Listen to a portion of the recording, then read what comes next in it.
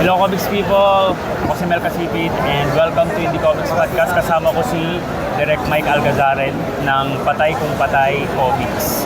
Kaya kung naalala nyo, pre-pandemic, in-interview namin sila kayo lang yata yun sir o kasama si Noel? Kasama yata Kasawa si Noel. si Noel. Pre-pandemic, wow, tagal na. Tagal na, doon pa sa ano yun, si Karapatana. Karapatana ba? Yung yung superhero? Karapatana. Yung karapatan, yung human rights. Oh, yung rights. Okay. Oh. Yung Amnesty International. yung hindi masyadong maraming bumili kasi tago.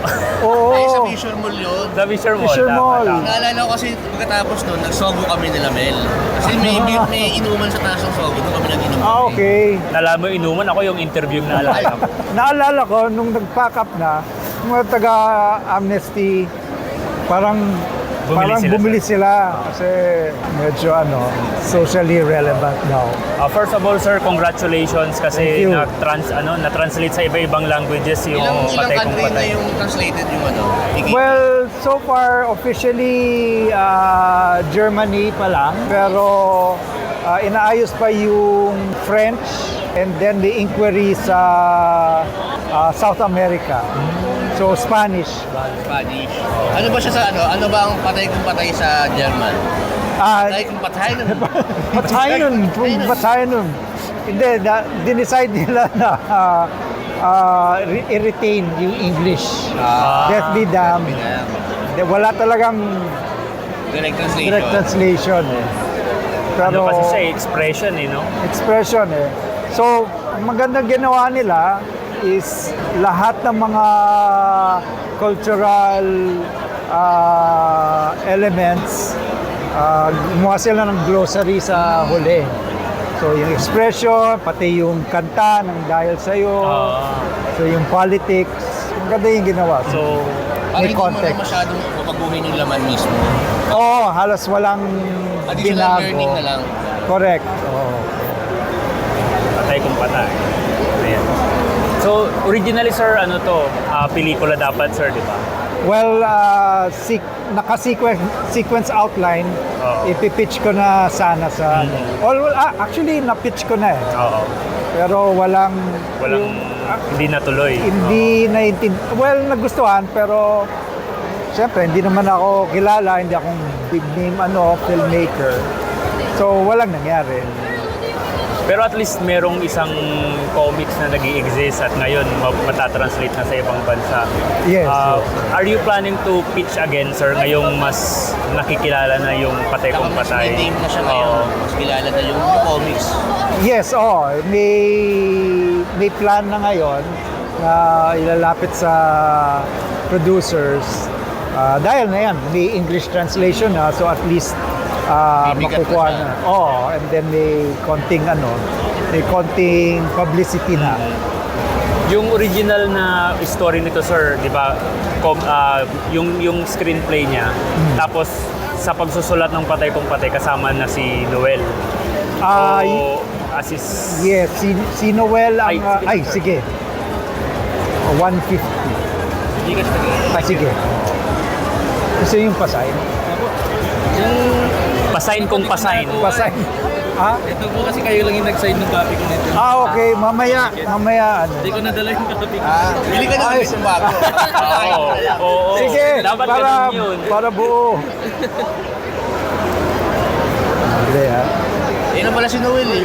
Ito na Ayun, si Noel. Pasign. Pasign kung sakto. pasign. Pasign. Pasay kung patay.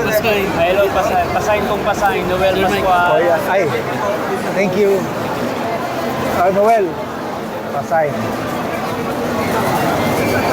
Yun.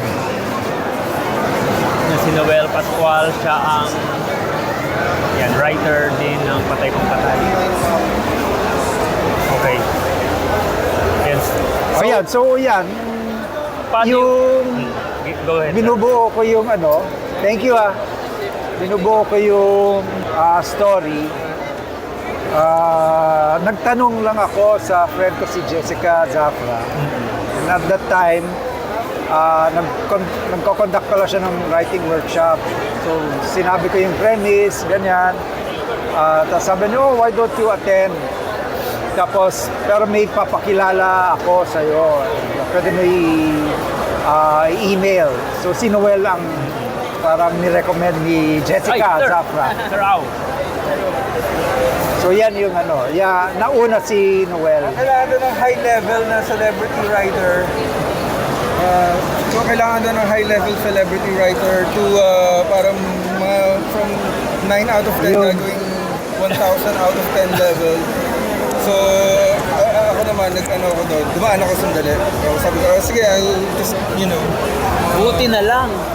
alam ko yung mga Microsoft Word na yan yung mga notepad. Mga minesweeper, ganyan. Mga ganun. So, parang ito, may mga ginagawa ko ng mga formula, stuff like that. Kailangan ng gravitas. Oo. Gravitas. Paano yung sir, yung ideas na batuhan sa, di ba originally screenplay siya, nung naging comics na siya, malaki ba yung nabago o halos pareho pa rin? Hindi naman full screenplay. May outline na ako. All the characters were made.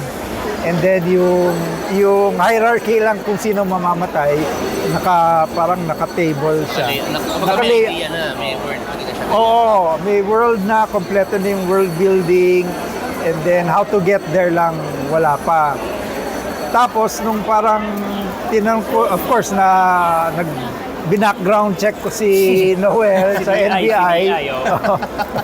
So, yan, nalaman ko na, may crime fighting call center agents, tapos yung So, parang napaisip ako na baka mag-translate well to comics. So, parang, kasi yung brothers ko ang nag-fund nung unang first few issues. So, parang sabi ko, why don't we try, nag-exploratory talks muna kami. So, tinanong ko kay Noel, parang, okay ba kaya itong maging comics na sabi ko, kilala sa akin si AJ. So, nag-meet kami sa coffee shop sa EDSA Crossing, parang, tapos pinitch ko kay AJ and then kahit yung black, white, and red, parang yan ang na-invite. So, parang one meeting, it just took one meeting kasi parang yung comedy na type of humor, parang umeksakto sa hinahanap ko rin. So, parang nag-gel lahat. Then, tinanong ko lang, mga ilang issues kaya to? Sabi niya, mga 8. Sige, 6 to 8. Then, sige, so kinausap ko yung brothers ko, mag-invest muna kami sa first 2. Tapos, tignan natin kung may bibili. May bumili naman. So, yan, parang zombie nga, nangyayari. Yung the first 2 issues, funded the third, parang ganun. It feeds off the sales. So yun yung reason kung ba't siya nagtuloy-tuloy. Kasi ang isang main problem ng mga comics, parang nahirapan silang i-sustain yung momentum. Usually hindi natatapos yung story. Yun yung usual sa mga indie comics. Pero yung sa inyo, napafund yung first issue, yung second. So, swerte na na bawat labas na pa-fund rin. Pero not totally, I had to reinvest also. Kasi sayang din naman, matatapos. Ano yung, sir? Kasi I'm sure nung nag-umpisa kayo, hindi talaga siya break-even. Usually, what makes you go, tuloy-tuloy? Tuloy-tuloy. Kasi parang sayang na umpisahan. To be honest, yung first 2, hindi naman hindi pa nag-break even. Pero nakita namin yung potential kasi ang daming nabenta of the first few comic events. Sa Comic-Con yung una niyo ba? Yes, Comic-Con. Tapos pati sa Comic-Con, nung panahon ng pre-pandemic, and then nung once na pumunta sa Cebu, meron na pala sumusunod, or I don't know how, may nakabili sa Manila, tapos may pumunta sa table namin. So yun, parang we decided, kailangan matapos para rin may proof of concept rin in case i-adapt. Nung pandemic, sir, 2020, anong issue na kayo nung time na yun? 6 pa lang, 6 pa lang. pre-pandemic. Tapos yung 7 yung finale. Ayun, 28. Hindi, 7 and 8. So, 2018, tapos nag-uusap na kami, dapat 7 muna. Tapos nagka-lockdown na. So, sabi ko, parang i-combine na lang. Or parang nag-uusap na i-combine natin. And then, habang lockdown, parang let's see if we can work on it. So from 2018, it took 3 years to finish. So pero na-tsempuan na lockdown. Medyo mahirap nung panahon ng lockdown, Oo. nag-transition lahat online, ganyan. Yes, Pero isa sa mga naging magandang effect ng pandemic ay yung nauso yung mga online shopping. Yes, ganyan. yes. So, napakonsign kayo sa para maging online Sa Comiket kami nagpa-consign. Pero actually, hindi ko ma-figure out kasi nung lockdown, even before lockdown, sinusubukan ko order through Facebook. So parang ako na nag-package, tapos parang nahirapan ako. Wala pa yung mga Shopee or And then, direct yes, PM. mag-order sila, mag-send through LBC. Pero parang hindi nag-work. Medyo mahirap kapag ikaw lang. Ang hirap eh. Tapos nung Comiket, Secret HU, parang steady naman. Pero parang nag-plateau at some point. Hindi ko alam kung baka kulang sa marketing and stuff like that. So, ngayon parang revisit rin namin paano i-push yung online sales. Kasi parang hindi rin ganun. Mas okay pa rin yung face-to-face eh. Hindi mas marami pa rin kami nabibenta na face-to-face. Iba pa rin kasi kapag napapapirma nila yung copy ng person. Pero parang kailangan i-push rin yung online somehow eh. Kasi may mga new readers na mga Gen Z, hindi nila alam na bibilin yung first. So palagi nitatanong, saan namin bibilin? So yun. Ano yung tingin yung sir, unique sa Patay Kung Patay na wala sa mga usual na nabibiling comics? Locally or Locally, international? Well, ano yung edge ng edge na tayo? It's mga 2014, so mga ilang taon yung... Ay, hindi edge, iba yun. Overage na ako. Yan, yung gravitas ni Noel Pascual at si AJ. Ayun, may edge sila. AJ. AJ Pascual. Si AJ. Kasi parang yung nakikita ko yung design, maganda yung pagkaka-design, magaling si Yung covers graphic nila. design, maganda yung red na kulay. Actually, yung artwork talagang kung yung may casual na viewer na papadaan, kikita ka agad yung cover work. Galing ni AJ, idol ko yan si AJ. Yun, si AJ. So yan yung, I think yung selling point is the art. Pero yung mga readers na mag-i-stay, yung talaga sa story din talaga eh. Well, yung feedback na nakukuha namin, yung pag may, yan, katulad kanina, sir, pinaka-favorite namin dahil iba yung humor, tapos na yung incorporate yung politics, pero and about yan, farmers and Na-influensyan ba kayo ng sir, mga feedback sa future issues? Halimbawa, may na-receive kayong feedback sa issue number 1, tapos may mga na-influence bang wala, dapat sarili kong idea to lahat? Wala naman. Parang, kasi by the middle part, yung issues 4 hanggang yung discipline ko kasi script writing, ang layo sa comics writing. So, sa paneling, so parang nag-take over na sila ni AJ and dahil ang hirap na hindi ko alam dahil iba yung nag-art. So iba rin yung proseso niya. So halos yung later stage sila na ni Noel ang nagbabantay lang ako ng key points na kung sa key characters na ma-maintain sa original concept. But mostly yung dialogue, sila na gumawa eh. Sa pagsusulat ng Patay Kung Patay, direct, ano yung mga influences nyo sa pagsusulat or sa pelikula ba? Saan kayo kumukuha ng mga ideas?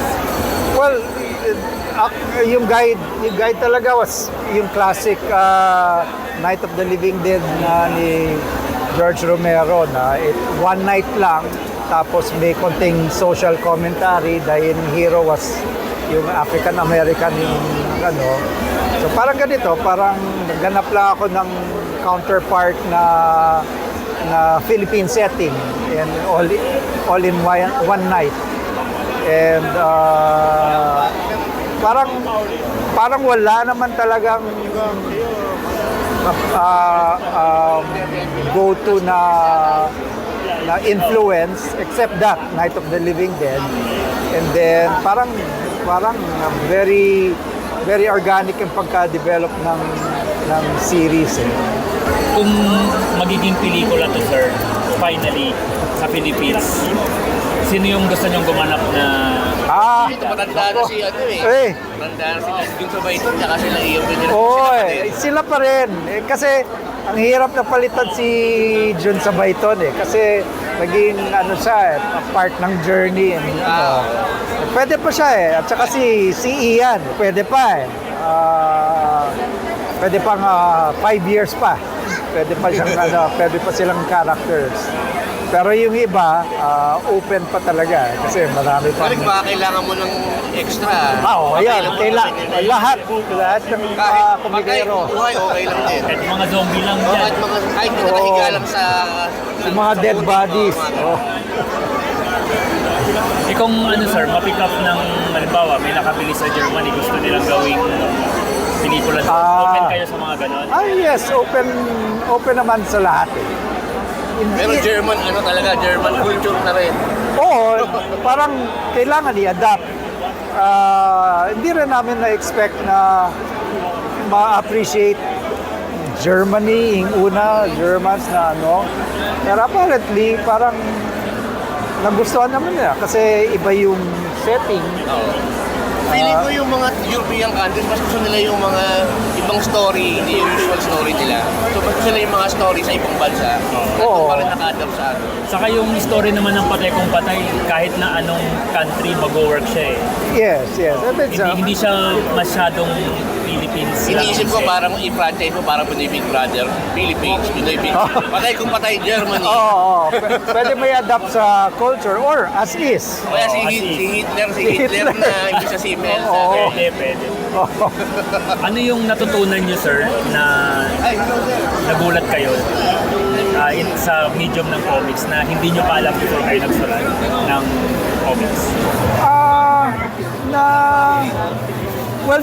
Parang na-reinforce lang na ang Pinoy very visual rin kung mag-appreciate ng whether it be film or artwork. Bonus na lang yung sa dialogue or sa story, but very visual, mag-appreciate ang Pinoy audience.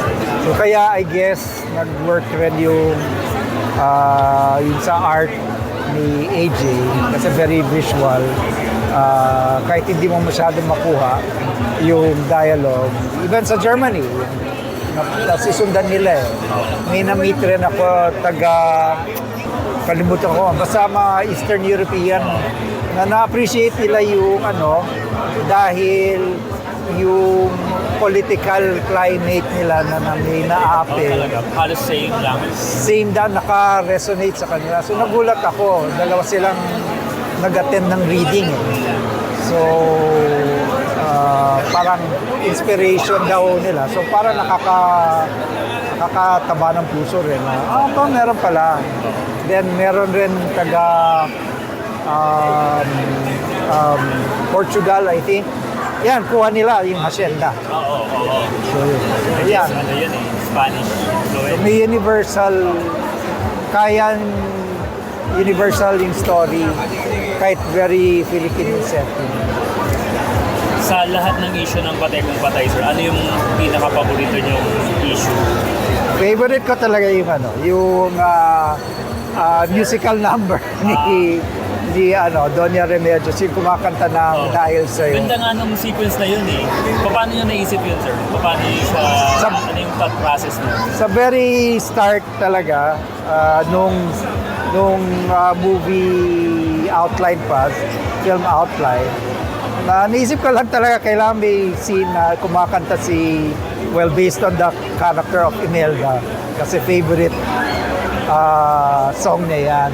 So, basta kailangan may maging absurd, na yung out of touch.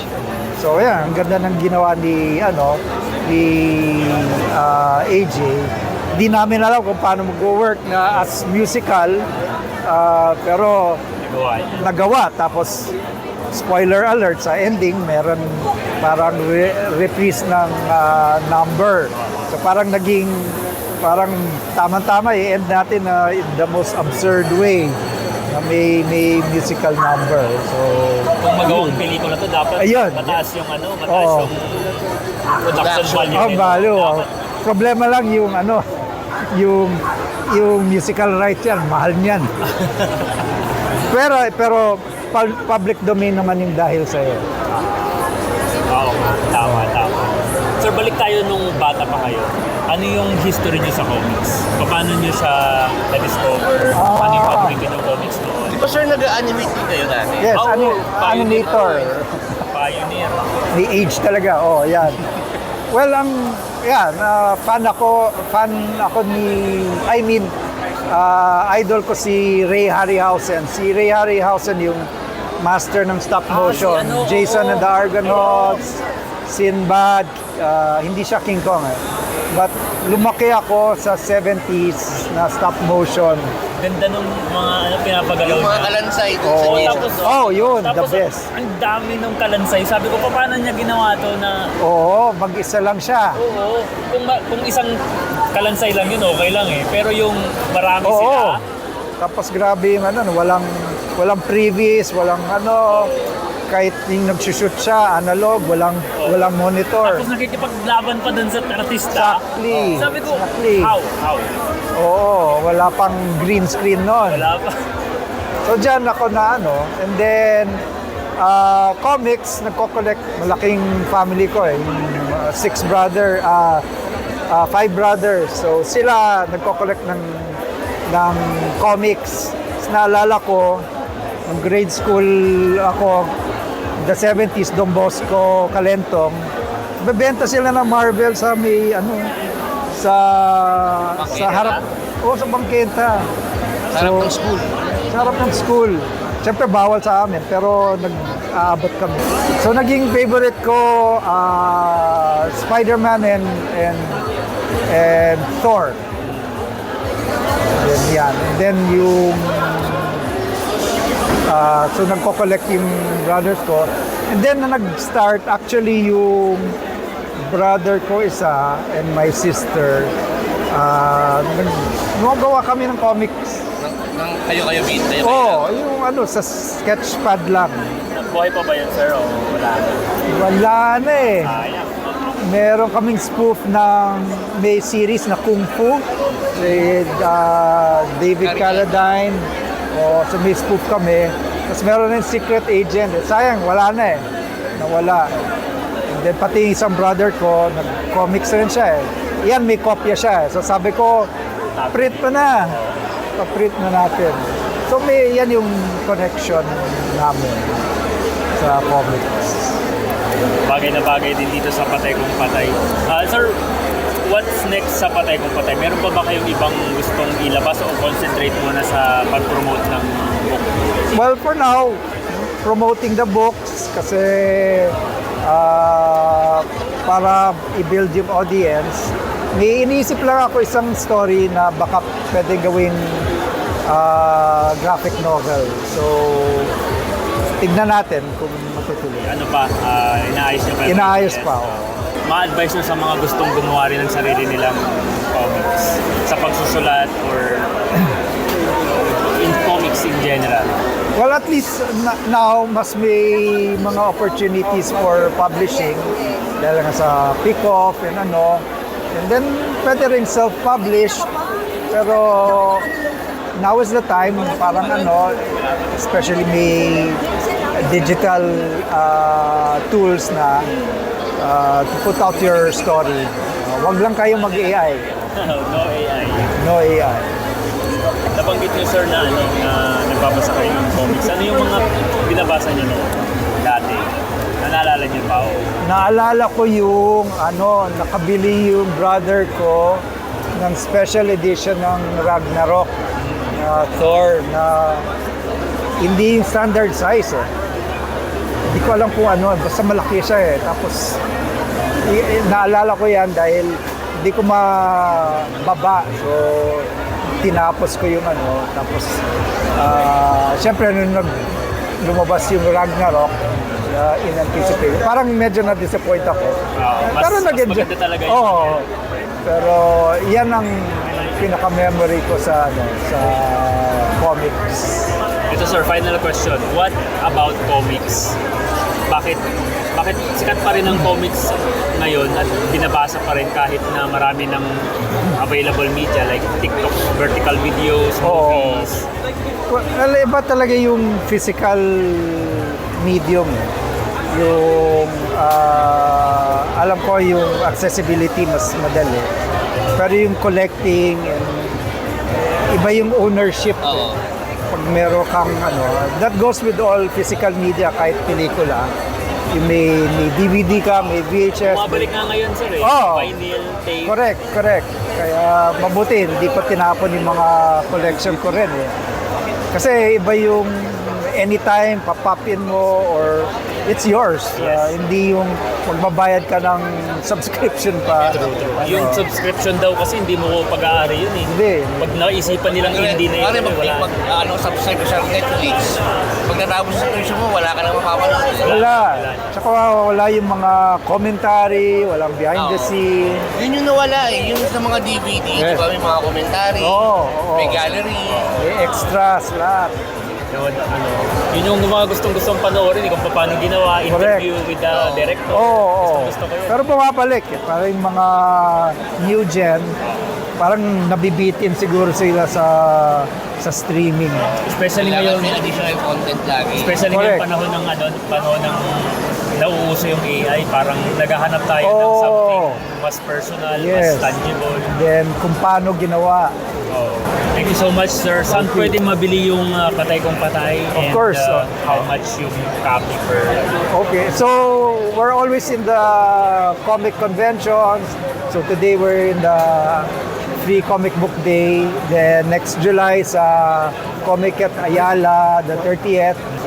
Online, basta sa official store ng Secret HQ. So, yan nga, i-asikaso ko rin yung physical consignment. Nawala eh. Hindi ko na asikaso. So, yun. Yung mga international translated copies ba, sir, magbibigay sila ng dito? Tingin. Meron akong company na sa German, pero of course in German. Inaayos pa yung may nangyari sa American edition rin. So nagka-problema sa distributor nila. So hopefully maayos. Ma-resolve. Thank you very much, Direct Mike Alcazar. Thank you. Thank you, Gius Desquiao. Thank you, Noel, the Noel Gravitas. de Gravitas. Oh, yes, where am I? Thank you, comics people. Thank you, comics people. Bye-bye. Yes. Bye-bye. Yeah, bye-bye. Indie Comics Podcast.